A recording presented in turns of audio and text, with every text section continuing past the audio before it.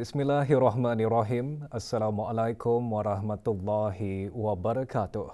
Kebawah Duli Yang Maha Mulia Paduka Seri Baginda Sultan Haji Hassanah Bolkiah Muizzaddin Wad Daulah Ibni Almarhum Sultan Haji Omar Ali Saifuddin Sa'du Khairiwaddin, Sultan dan Yang di-Pertuan Negara Brunei Darussalam akan berangkat ke Dhaka, Republik Rakyat Bangladesh bagi keberangkatan negara selama 2 hari pada 15 hingga 16 Oktober 2022 atas jemputan-jemputan Tuan Yang Terutama Muhammad Abdul Hamid, Presiden Republik Rakyat Bangladesh, dan Puan Yang Terutama Sheikh Hasina, Perdana Menteri Republik Rakyat Bangladesh.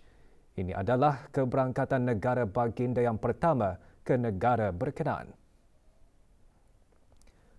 Kebawah Duli Yang Maha Mulia dijangka mengadakan perjumpaan bersama Presiden dan Perdana Menteri Republik Rakyat Bangladesh bagi membincangkan perkara-perkara untuk meningkatkan hubungan dua hala antara negara Brunei Darussalam dan Republik Rakyat Bangladesh serta bertukar-tukar pandangan mengenai perkembangan serantau dan antarabangsa.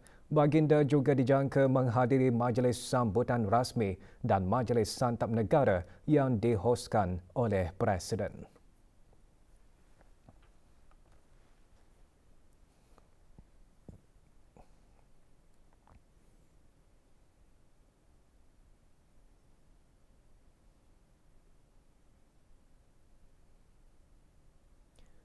Hubungan diplomatik antara negara Brunei Darussalam dan Republik Rakyat Bangladesh mula dijalin pada 5 Mei 1984.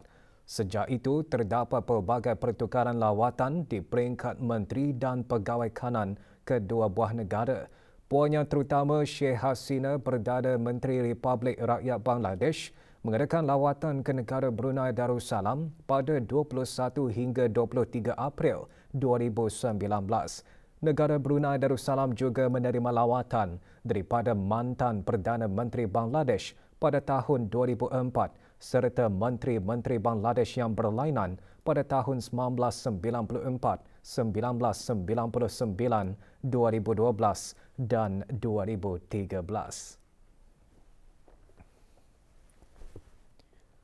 Duli Yang Teramat Mulia Paduka Seri Pengiran Muda Abdul Malik Ibni Kebawah Duli Yang Maha Mulia Paduka Seri Baginda Sultan Haji Hassanah Bolkiah Muizzaddin Wad Daulah, Pengerusi Jemaah Tadbir Yayasan Sultan Haji Hassanah Bolkiah, berkenan berangkat ke majlis bertahlil bagi almarhum Sultan Haji Omar Ali Saifuddin Sa'du Khairiwaddin, almarhumah Duli Raja Isteri Pengiran Anak Damit dan almarhum Duli Yang Teramat Mulia Paduka Seri Pengiran Muda Haji Abdul Azim.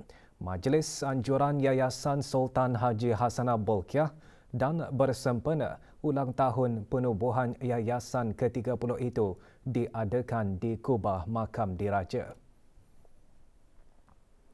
Keberangkatan Duli Yang Teramat Mulia dijunjung oleh Yang Berhormat Pihin Datuk Seri Maharaja Datuk Paduka Seri Sedia Dr. Ustaz Haji Awang Abdul Aziz bin Junid, Mufti Kerajaan, selaku Timbalan Pengerusi 2 Jemaah Tadbir Yayasan.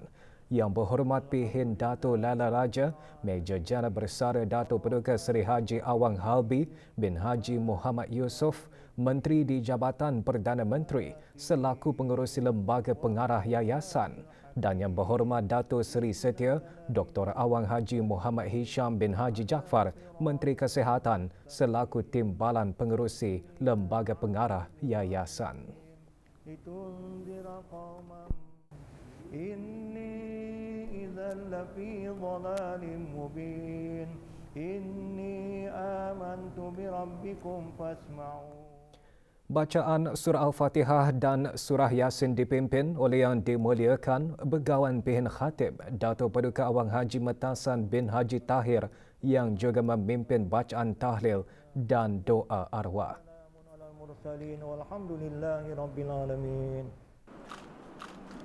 Duli Yang Teramat Mulia kemudian menjirus aing asah-asahan ke atas makam almarhum Sultan Haji Omar Ali Saifuddin Sa'du Khairiwaddin, almarhumah Duli Raja Isteri Pengiran Anak Damit dan almarhum Duli Yang Teramat Mulia Paduka Seri Pengiran Muda Haji Abdul Azim. Juga hadir ahli-ahli lembaga pengarah yayasan dan ahli-ahli lembaga pemegang amanah dana pengiraan muda mahkota Al-Muhtadi Billah untuk anak-anak yatim.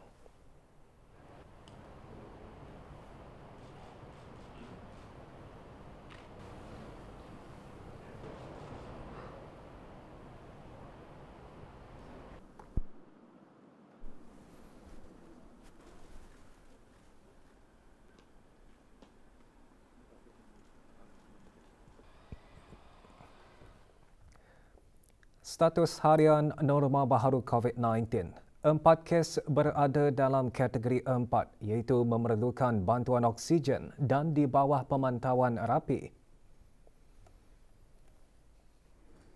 Kementerian Kesihatan memaklumkan 287 kes dilaporkan sembuh.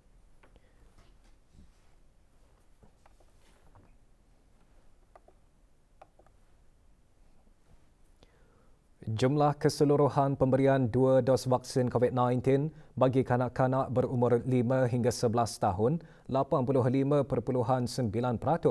Bagi remaja berumur 12 hingga 17 tahun yang mendapat 3 dos vaksin, 61.9%. Dan liputan bagi rakyat dan penduduk negara ini yang mendapatkan 3 dos vaksin, 78.5%.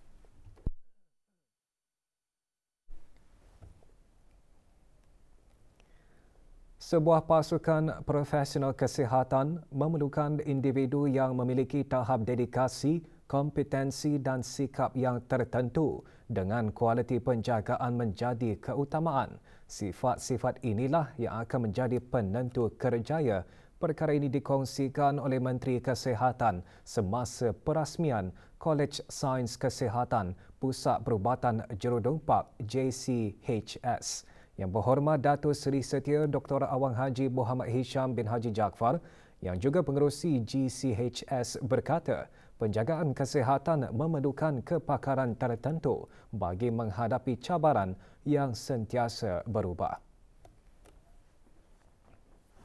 I hope together with the team of lecturers made available, this institution will be able to help you achieve these attributes while giving you skills to perform in the real world. I implore you to take these opportunities given and work hand in hand with them, to observe as much as possible from what they have to offer so that you can be prepared to take on the real world upon graduating. It is our vision that graduates from JCHS will become part of not only in the local healthcare systems, but also internationally, to be contributing members of any healthcare systems and achieve the best. Juga hadir Yang Berhormat Datuk Seri Setia Awang Haji Muhammad Amin Liu bin Abdullah, Menteri di Jabatan Perdana Menteri dan Menteri Kawangan dan Ekonomi kedua selaku ahli lembaga JCHS. 54 pelajar mendaftar bagi asas dalam persijilan sains. JCHS merupakan Kolej Sains Kesihatan pertama di negara ini, ditubuhkan oleh Pusat Perubatan Jerudongpak dengan kerjasama Far Eastern University Manila. JCHS juga menawarkan sarjana muda sains dalam kejururawatan.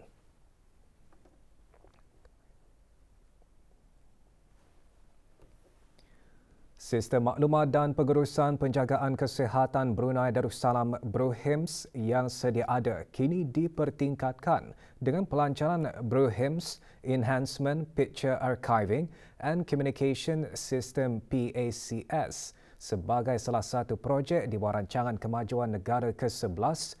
PACS terdiri daripada 2 komponen, iaitu radiologi bagi penyimpanan dan arsip imej radiologi dan kardiologi bagi penyimpanan dan arsip imej kardiologi termasuk elektrokardiogram ECG. Dengan kalimah Bismillahirrahmanirrahim, dan ini saya resmikan PACS sistem.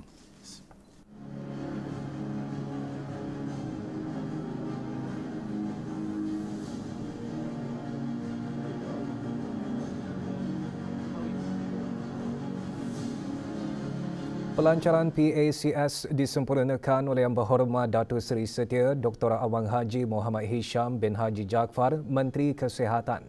Sebagai sistem pengurusan imej, PACS diselaraskan dengan sistem BRUHIMS dan disalurkan kepada pelbagai peralatan imej perubatan dalam radiologi dan kardiologi di hospital dan pusat kesihatan di negara ini yang akan dapat meningkatkan kecekapan dan kualiti penjagaan kesihatan secara digital untuk menyimpan imej perubatan dalam platform yang selamat dan terjamin serta membolehkan ianya diakses secara mudah dan pantas yang membolehkan imej perubatan disediakan dari mana-mana terminal BRUHIMS bila-bila masa dan di mana sahaja.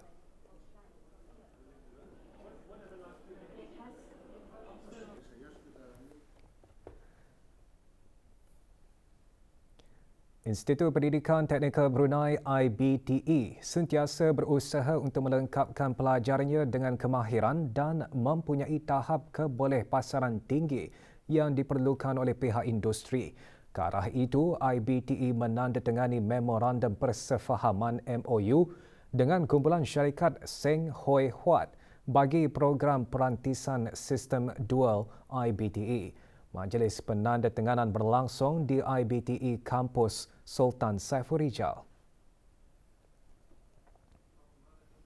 Hadir Awang Haji Muhammad Nazri bin Haji Muhammad Yusof, Setiausaha Tetap Kementerian Pengangkutan dan Info Komunikasi, menandatangani bagi pihak IBTE Dr. Haji Muhammad Zamri bin Haji Sabli, Pengarah Pendidikan Teknik, manakala Seng Hoi Huat Group of Companies diwakili oleh pengarahnya Puan Wong Hoi Ting. Melalui program berkenaan, bidang juruteknik otomotif akan dilaksanakan pada tahun ini, manakala bidang masakan dan perkhidmatan profesional dan bidang penyejuk dan penyaman udara akan dilaksanakan pada tahun akan datang. Di bawah MOU itu, para pelajar IBTE akan berpeluang menimba pengalaman dan mempraktikkan pengetahuan yang dipelajari dalam bentuk pengalaman bekerja.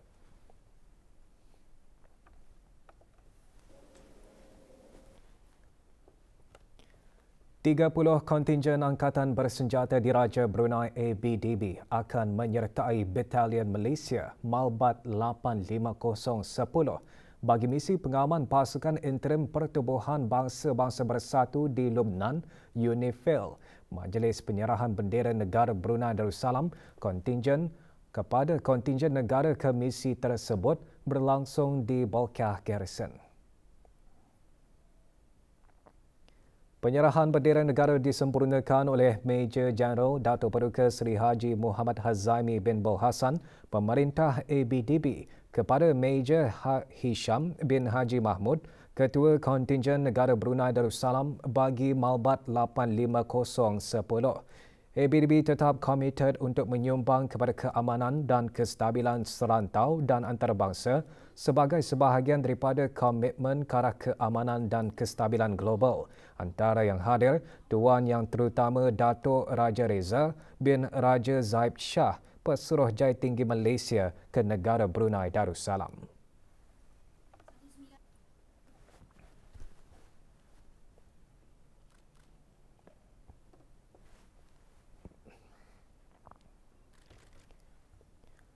Hujan lebat berterusan baru-baru ini menyebabkan beberapa kawasan pedalaman di daerah Tutong dilanda banjir. Kesan daripadanya, paras air sungai meningkat dan melimpah ke kawasan berkenaan. Ini menyebabkan beberapa buah rumah dinaiki air serta beberapa batang jalan raya tidak dapat dilalui oleh kenderaan biasa dan pacuan empat roda.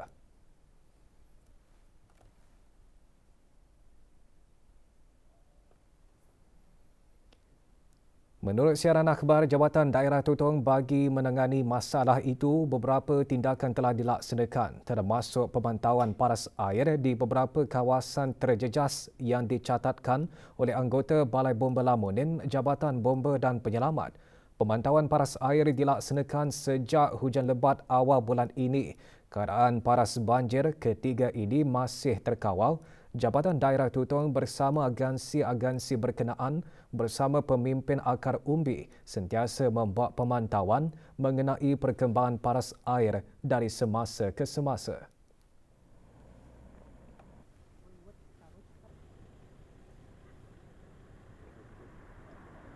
Bagi memudahkan pengangkutan untuk penduduk yang terjejas, trak angkatan bersenjata Diraja Brunei ABDB ditempatkan di Jalan Layong, Simpang 4 Pancong, Jalan Utama Rambai dan Simpang 3 Rambai, Kuala Ungar dan Merimbun. Antara langkah yang juga diambil, barang-barang catuan makanan diaturkan melalui bantuan pemimpin akar umbi di kampung-kampung terjejas. Ketiga ini Pembahagian barang catuan daripada Jabatan Pembangunan Masyarakat Japim Tutong sedang dilaksana di beberapa buah rumah di kawasan terjejas.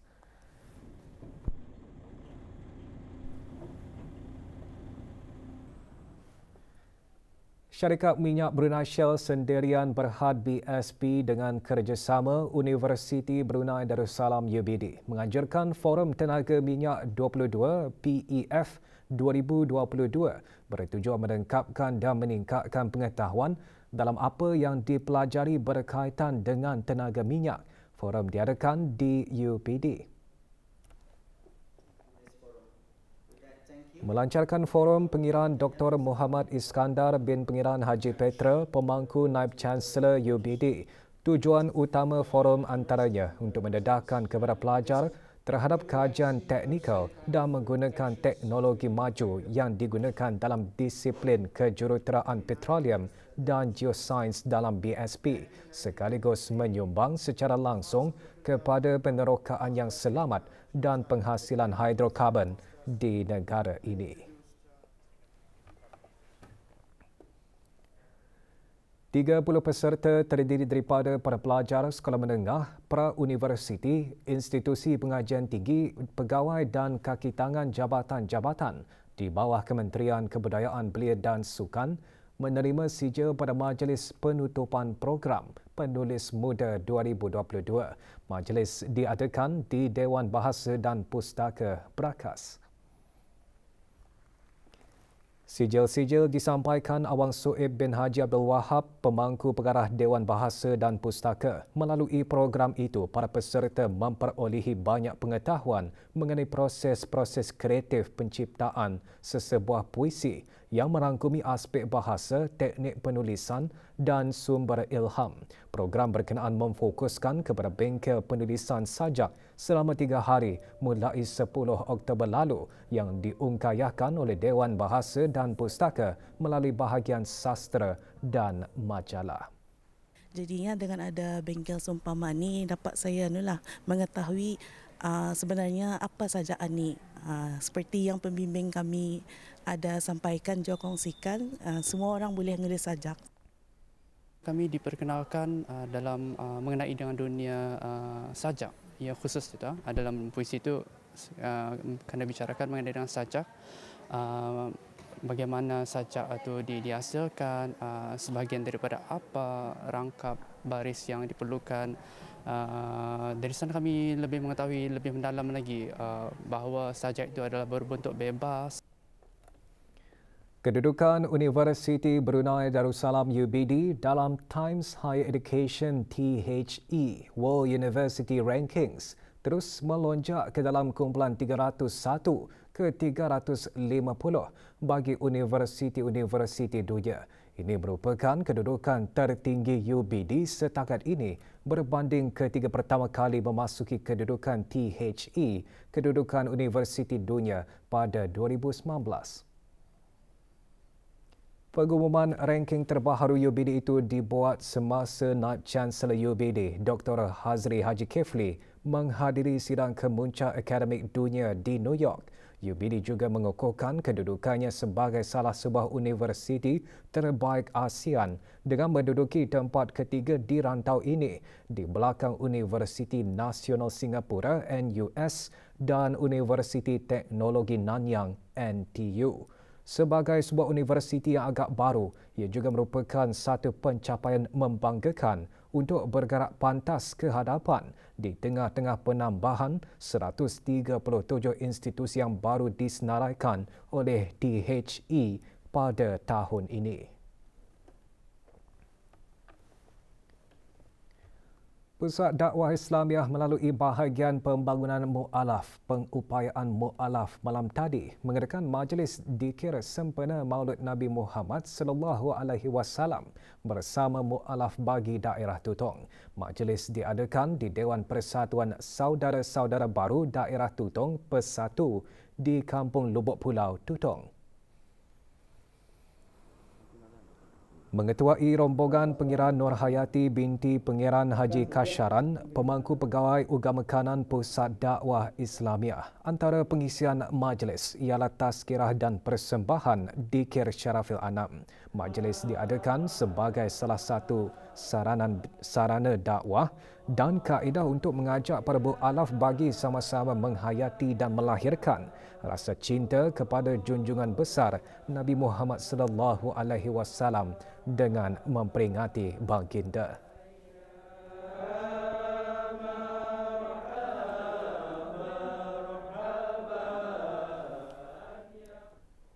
...37 buah premis makanan didapati belum membuat permohonan sijil halal dan telah dikeluarkan notis untuk menghadapkan permohonan dalam tempoh yang ditetapkan. Dapatan itu diperoleh hasil operasi rondaan di beberapa zon di daerah Brunei dan Muara, iaitu kawasan Batu Satu, Pusat Bandar, Kulap, Gadong dan Batu Bersurat.